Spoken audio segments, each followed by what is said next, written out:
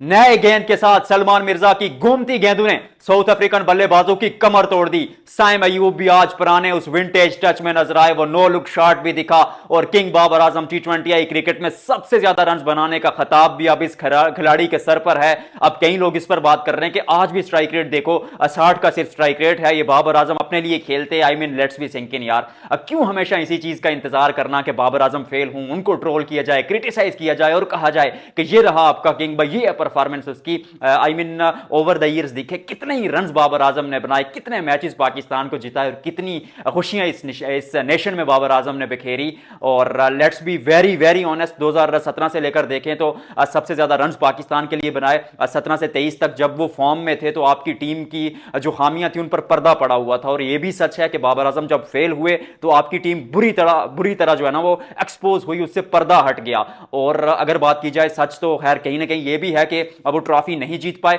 Criticism हमने भी किया, तनकीद होती है, बट टुडे आई मीन आज जब वो सबसे ज्यादा रन बना चुके हैं टी20 क्रिकेट में, स्ट्राइक रेट भी ठीक ठाक है और उस पायदान पर देखा जाए, उस फहरिस्त में देखा जाए, वो लेजेंड खिलाड़ी कितने क्रिकेटर आए टी20 में दुनिया भर से, बाबर आजम सबसे ऊपर है। तो लेट्स सेलिब्रेट द किंग। और सच आपको मानना पड़ेगा, हर इस पर डिटेल से चर्चा करेंगे, उसके साथ साथ शामिल की जाएगी ये स्टोरी कि भाई पाकिस्तान ने साउथ अफ्रीका को हरा दिया, अब तीसरा टी20 क्या जीत पाएंगे, वहां पिच कैसी होगी, क्या इसी प्लेइंग 11 के साथ जाएंगे या फिर सलमान मिर्जा को निकालकर शाहीन को वापस लेके आएंगे।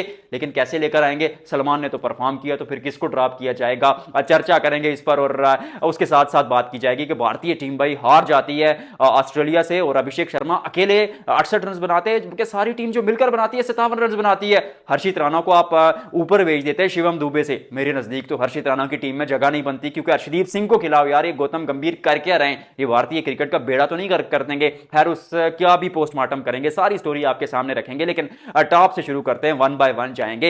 एक्चुअली मैं सबसे पहले आज जिस खिलाड़ी का बात करने का मेरा दिल है वो सलमान मिर्जा हैं, क्योंकि आसान नहीं था शाहीन शाह अफरीदी जैसा कद काठी वाला गेंदबाज जो ऑटोमेटिक चॉइस है पाकिस्तान टीम की, और कप्तान भी हैं ओडीआई के और टी20 के कप्तान शायद बन जाए पाकिस्तान, अगर सीरीज हार जाता है साउथ अफ्रीका से तो बन भी जाते। लेकिन उस खिलाड़ी को रिप्लेस करके जब आप पाकिस्तान टीम में आते हैं तो प्रेशर होता है, एक्स्ट्रा प्रेशर होता है। उस प्रेशर के बावजूद जैसे आज परफॉर्म किया सलमान मिर्जा ने, विच वाज एब्सोल्यूट ब्रिलियंट। और नए गेंद के साथ ना सिर्फ गेंद को अंदर लाया जबकि बल्कि बाहर की तरफ भी लहराया, और गेंद मतलब ऐसे डांस करती करती जाती है यार। और जिस इकोनॉमी रेट के साथ गेंदबाजी की, आई मीन टी20 में it's all about taking wickets and maintaining the economy. अब दोनों काम अगर ये बंदा कर रहा है तो एक्स्ट्रा ऑर्डिनरी है, या तो आप विकेटें लेते, इकोनॉमी हाई होती तो बंदा कहता कि विच इज फाइन यार, लेकिन विकेटें भी ले रहा है, इकोनॉमी भी कम है, 12 गेंदे डाट 2 ओवर आपको मेडन करके दे देता है, 3 बड़ी विकेटें लेता है, लाजवाब भाई, big thumbs up for Salman Mirza.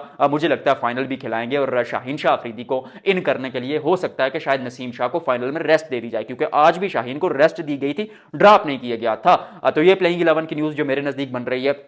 दूसरी जो बड़ी चीज थी आज के मैच की वो थे साइम अयूब। साइम अयूब पर बहुत प्रेशर था, पिछले 11 मैचेस में 5 दफा सिफर पर आउट हुए थे, विकेटें ले रहे थे, लोग बात कर रहे थे नंबर 1 ऑलराउंडर हैं, लेकिन हमें बल्लेबाज चाहिए भाई, 10 की 10 विकेटें ले ना ले हमें फर्क नहीं पड़ता, पर रन बनाए। आज रन बनाए और जिस होल्ड और कंट्रोल के साथ बल्लेबाजी की, क्योंकि पिछले कुछ अरसे में वो नो लुक शॉट तो तकरीबन गायब ही हो गया था और गेंद बल्ले पर नहीं आ रही थी। आज शुरू पर थोड़ा वक्त लिया, लेकिन जब गेंद उनके पास आई, जब उनके पाले में गेंद आई और जब वो कंडीशंस को असेस किया और अपनी गेम को समझा, इट्स ऑल अबाउट अवेयरनेस। क्योंकि जब आपको आपकी लिमिटेशंस पता होंगी, जब आपको पता होगा कि आप में कितनी काबिलियत है, तो उस हिसाब से ये जो इनिंग्स थी ये बहुत ऊपर की थी। और वो जो नो लुक शॉट यार जो पीछे लगाया फाइन लेग के ऊपर से, वो एक्स्ट्रा ऑर्डिनरी था। तो साइम अयूब इज बैक, पाकिस्तान के लिए अच्छा साइन, क्योंकि साहिबजादा फरहान रन बना रहे हैं, थोड़े स्लो बना रहे हैं, लेकिन डोमेस्टिक में परफॉर्म करके आए, कॉन्फिडेंस हाई है। और जिस तरह के वो शॉट्स खेलते हैं शुरू पर, अगर दूसरे एंड से साइम अयूब भी वैसे शॉट खेलना शुरू कर दें तो ओपनिंग जोड़ी का मसला हल हो जाएगा। मिडिल ऑर्डर में किसी की बारी आई नहीं है तो बात करने को कुछ है नहीं। गेंदबाजी में अगर बात की जाए तो फहीम अशरफ एक ऐसा खिलाड़ी, फहीम अशरफ जिसको मैं एक्सपेक्टर मानता हूं। मे बी आपको 10 में से 5 मैचेस में अच्छा करके दे, 5 मैचेस में इतना बुरा करके दे कि आप उनको इतना ट्रोल करें कि यार टीम से निकाल दो। लेकिन जब जब मोमेंट्स आती हैं, चाहे वो एशिया कप फाइनल में अभिषेक शर्मा की विकेट हो या वहां पर भारत के खिलाफ अच्छी गेंदबाजी हो, उससे पहले एशिया कप में भारत के खिलाफ एक मैच में 12 गेंदों पर 24 रन भी बनाए थे। उसके अलावा अगर देखा जाए तो आज डिवाल्ड ब्रेविस को आउट किया, फरेरा को आउट किया, और बीच बीच में जब गेंदबाजी करने आते हैं तो जब वो डेक को इस्तेमाल करते हैं, जब पिछली लेंथ को इस्तेमाल करते हैं, स्लोअर वन डालते हैं, खासतौर पर इन पिचेस में जहां पर तेज गेंदबाजों के लिए ज्यादा कुछ नहीं था। टू बी वेरी ऑनेस्ट, शुरू के उन ओवर्स को अगर निकाल दिया जाए तो बाद में कोई सलमान मिर्जा ने भी या नसीम ने भी उतनी अच्छी गेंदबाजी नहीं की जितनी करनी चाहिए थी। हाँ, साउथ अफ्रीका की विकेट्स गिर चुकी थी तो आपको विकेटें बाद में भी मिली, लेकिन बाद जो है था वो तेज गेंदबाजी के लिए पिच आसान नहीं था। जैसे कि साउथ अफ्रीका के गेंदबाजों को हमने देखा कि उनकी पिटाई हुई तो फहीम अशरफ इस पिच पर भी अच्छी गेंदबाजी कर रहे हैं।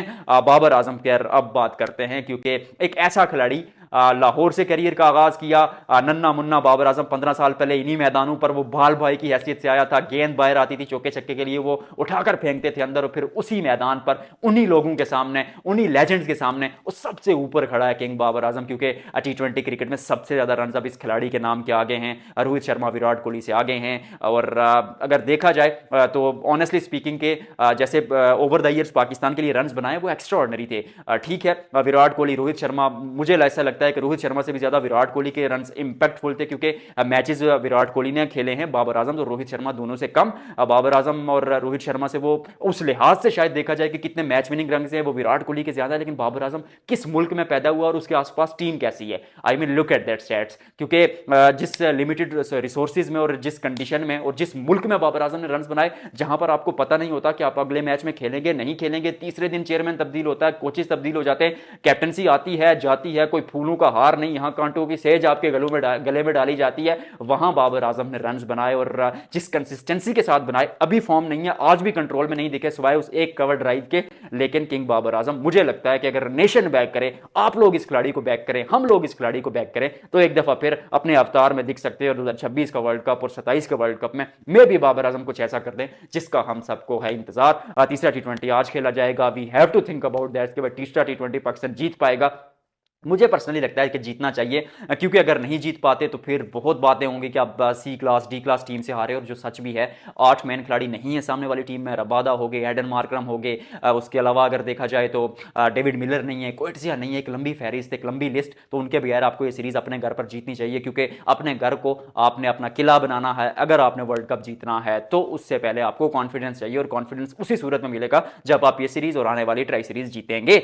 Big thumbs up for today's performance, क्योंकि कजाफी के मैदान पर जो पाकिस्तान ने आज शो दिखाया वो अच्छा था। अब भारतीय टीम पर आते हैं। एमसीजी में 17 साल बाद भारत T20 मुकाबला हारता है, और सबसे ऊपर जिस खिलाड़ी का नाम भारतीय टीम में रहता है अभिषेक शर्मा। कल की वीडियो में भी बात की थी कि उस तरह से खेलते हैं कि सामने वाली टीम पर दबाव डालते हैं, कंडीशन चाहे जैसे भी हों, एक ही ओरा, एक ही अवतार इस खिलाड़ी के खेलने का, और आज भी उसी तरह से खेला। खूब पिटाई की शुरू पर एक एंड पर भारत की बका की जंग लड़ते रहे, जगड़ते रहे, एंड तक गए। फिर क्या होता है, फिर जब वो आउट होते हैं तो बंदा स्कोर कार्ड देखता है तो देखता है कि यार 68 रन बनाते हैं अभिषेक शर्मा, बाकी सारी टीम बनाती है 57 रन। मतलब Abhishek Sharma is that kind of player के जो आपके बाकी 10 खिलाड़ियों से ज्यादा रन बनाते हैं। और फिर शुभमन गिल, जरा सी मतलब ग्रीन पिच क्या आ जाती है, जरा सी गेंद बाहर क्या घूमती है, जरा सी गेंद हिलती क्या है कि गिल भी डांस करने लग जाता है। और गिल साहब रन बनाने पड़ेंगे भाईजान, क्योंकि ओडीआई के आप कप्तान हैं, टेस्ट के कप्तान हैं, बीसीसीआई आपको बैक कर रहा है, लेकिन वो विराट कोहली के शूज, किंग का खिताब आपके सर पर प्रिंस के तौर पर आया है, तो रन बनाने पड़ेंगे। टैलेंट है गिल में, स्किल है। मुझे लग रहा है कि थोड़े ज्यादा टेंटेटिव या थोड़े ज्यादा प्रेशर में मुझे लग रहे हैं, और एक्स्ट्रा प्रेशर उन्होंने इसी चीज का लिया हुआ कि भाई T20 में वाइस कैप्टन हूं शायद 2026 वर्ल्ड कप के बाद, क्योंकि स्काई का कैरियर उतना लंबा होगा नहीं, तो गिल ही वो खिलाड़ी हैं जो 10-15 साल भारत को 10 साल कम से कम जो है वो कैप्टनसी कर सकते हैं भारतीय टीम की, तो फिर वो एक प्रेशर। उसके अलावा गौतम गंभीर की ये मुझे साइकी समझ नहीं आती, अब हर्षित राणा को पहली बात है खिलाते क्यों हैं, क्योंकि अर्शदीप सिंह एक ऐसा गेंदबाज जिसने इन्हीं ऑस्ट्रेलिया के मैदानों में पाकिस्तान के खिलाफ वो बाबर आजम को आउट किया, रिजवान के खिलाफ तबाकुन गेंदबाजी, और एशिया कप में हर जगह परफॉर्म की है। यहाँ पर आप उनको नहीं खिलाते, और जब जसप्रीत बुमराह आपकी टीम नहीं थे तो किसने आपकी टीम के का बोझ अपने कंधों पर उठाया था? हर्षदीप सिंह ने ही तो उठाया था, और उन पर आप हर्षित राणा को खिलाते हैं। Harshit Rana is a fine talent, पर उनका करियर अभी बहुत बाकी है। ठीक है, आखिरी वनडे में अच्छा परफॉर्म किया था, बट T20 में आप हर्षदीप सिंह को नहीं ड्रॉप कर सकते, और खासतौर पर इन कंडीशंस में। या तो आप 3 पेसर्स खिला दें, अगर हर्षित राणा को खिलाना है, आप किसी एक स्पिनर को या वरुण चक्रवर्ती को या कुलदीप को ड्रॉप कर दें, क्योंकि ऑस्ट्रेलिया में आपको 3 पेसर्स चाहिए। कुलदीप को शायद आप ड्रॉप करें ना, क्योंकि ओवर द ईयर्स परफॉर्म किया है। दूसरा मसला ये है कि वरुण चक्रवर्ती आपकी एक एक्स फैक्टर है, एक फिरकी है आपके पास, तो आप सोचते हैं कि उनके साथ भी जाया जाए, तो अक्षर पटेल को आप ड्रॉप करेंगे नहीं, क्योंकि आप चाहते हैं कि 8वें नंबर तक बल्लेबाजी हो। मुझे ऐसा लगता है कि टी20 में 7वें नंबर तक भी भारत की बल्लेबाजी हो, क्योंकि 7 बैटर जहां पर कुछ कर नहीं पाते वहां पर 8वां कैच कर लेगा। तो उस तरह से मुझे देखा जाए तो कहीं ना कहीं अर्शदीप सिंह को इन करना पड़ेगा भारतीय टीम को पूर्ण परफॉर्मेंस, क्योंकि टॉस जीता था ऑस्ट्रेलिया ने, और वही चीज थी, मतलब ऑस्ट्रेलिया टॉस जीतकर सामने वाली टीम को ही दावत देता है अपने घर, क्योंकि बाउंसी कंडीशंस होती है और उनमें ट्रैप किया भारतीय बल्लेबाजों को, चाहे संजू सैमसन हो, चाहे सूर्य कुमार यादव हो, चाहे शुभमन गिल हो, हर्षित राणा को आप शिवम दुबे से ऊपर भेज देते हैं। इस सारे सिनेरियो में सिर्फ एक चीज जो सबसे ऊपर आती है वो ये आती है कि पिछले 38 मैचों में भारतीय टीम जिसमें शिवम दुबे थे पहला मैच हारे हैं यार, और ये हार थोड़ी चुभेगी। आई रियली होप कि ये वेकअप कॉल होगी, इसके बाद भारत पलट कर बाहर करेगा, लेकिन अर्शदीप सिंह को खिलाएंगे तो पलट कर बाहर होगा, वरना आपके लिए दिक्कतें हो जाएंगी। गिल हूं, संजू सैमसन हूं, सूर्य कुमार यादव हूं, मुझे लगता है थोड़ा मजीद मौका देना चाहिए। एक मैच पर आप ये नहीं कह सकते भाई किसी को निकाल दें या अच्छा नहीं खिलाड़ी, पूरी सीरीज देके देखिए, क्योंकि ओडीआई सीरीज में भी शुरू पर रोहित शर्मा विराट पर बहुत बात हुई, लेकिन वो जो एंडिंग हुई वो करण जौहर की मूवी की तरह हुई। अब आई रियली होप कि टी20 में भी ऐसा ही होगा। आज की वीडियो में फिलहाल इतना ही। वीडियो आपको कैसी लगी जरूर बताइएगा, लाइक करने का, शेयर करने का और कमेंट सेक्शन में लिखने का कि भाई की एंट्री आपको कैसी लगती है।